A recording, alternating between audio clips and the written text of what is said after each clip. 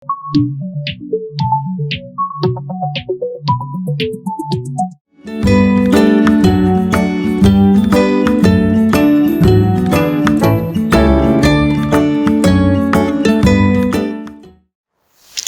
dear students, today we are going to discuss a chapter of plus 2 second year, that is My Greatest Olympic Prize.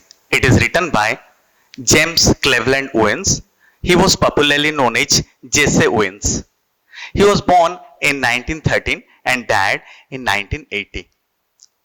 He was an American track and field athlete.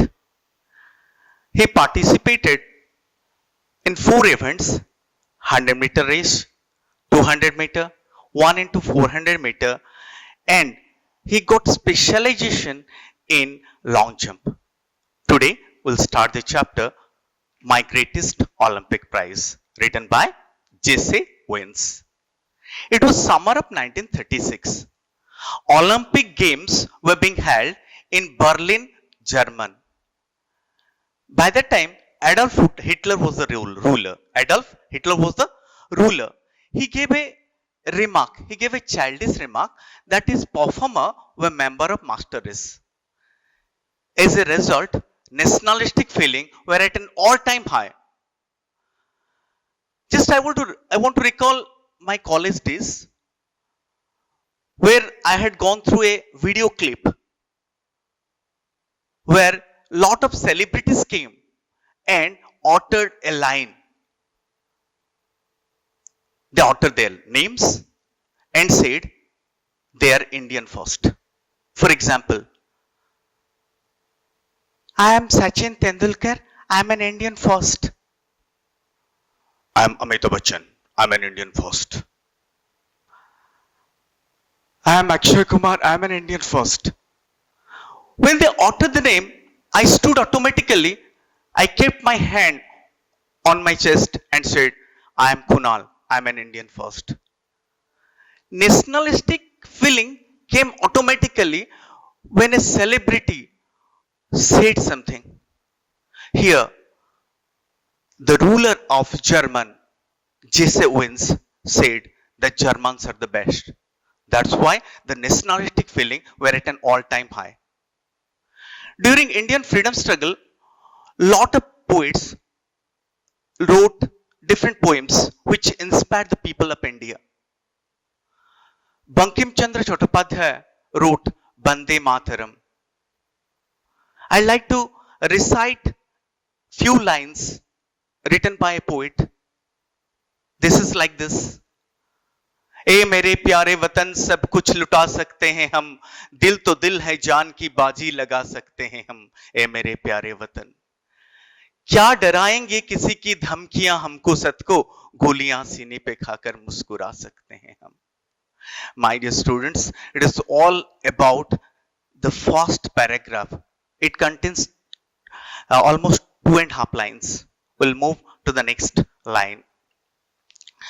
Actually, when the athletes all over the world heard the voice of Adolf Hitler, they are worried. But Jesse Owens, he was not at all worried. Why? Because of 3 things. Because of STD. S, sweated. That means he did hard labor. T, he got rigorous training. And D, discipline. So he was not worried because of he sweated, got training, and he was a disciplined player. When the term discipline comes, people have misunderstanding regarding it. A teacher comes and said, hey, sit in discipline, maintain discipline.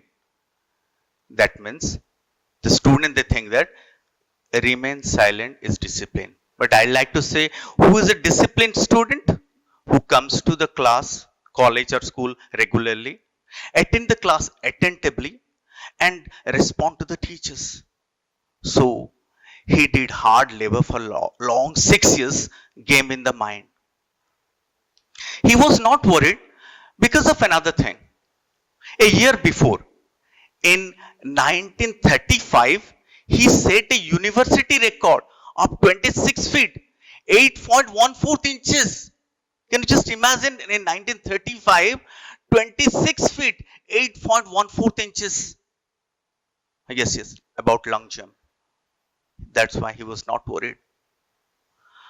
He was traveling from America to Berlin on a boat, and he thought while back he would carry a few gold medals.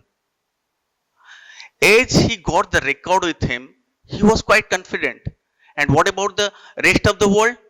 People thought that he would win gold medal by hands down.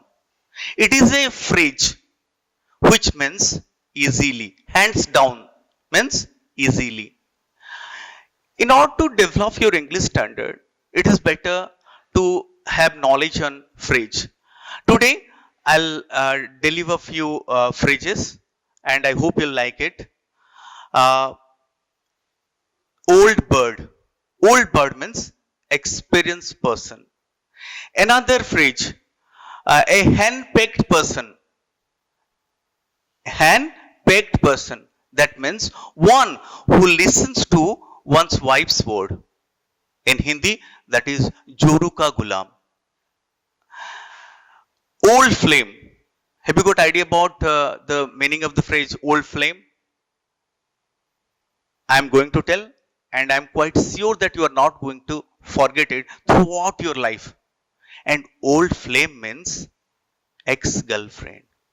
So we'll have a micro class where I'll deliver interesting phrases. You can use that. What is the benefit of using a phrase, If you tell a phrase to somebody, if he doesn't know, either he'll remain silent or he'll ask what is the meaning of it. That is the advantage. Okay, we'll march towards the next paragraph. He was quite confident, but what happened? He got startled in the pit. Why? When the names were called, at the very beginning, he was quite normal. Because, for example, when the time for long jump, a player from India, Manpreet Singh from India, Mohammad Iqbal from Pakistan, he was not at all worried. Graham Gooch from England, doesn't matter. But when a name was called Lodge Long. from German, so he got startled. He got surprised. The German long jumper, Lodge Long, could able to jump 26 feet in the trial jump and got selected. In long jump, generally, a athlete gets 3 chances. Out of 3 chances, best is taken by count. So he got selected in the fast jump only, and got selected for final. That's why he got a pain. He got a threat. Actually, somebody came and said, Jesse, Hitler had kept him under wraps. Means Hitler was giving coaching secretly so that he would win gold medal. By listening to that, he didn't feel fine. He thought that if Jesse won, it would add new support to Nazi Aryan supremacy theory. Let me just tell, one thing, that is conditional to. Conditional to. The structure of conditional to is if plus subject plus verb to dot subject plus should, would, could, might plus verb 1. It is imaginary condition. He thought that if Law's own. It would add new support to Nazi Aryan supremacy theory. So he was a Negro. You know, Negroes are very energetic. They have got a violent nature. Actually, it is not violent.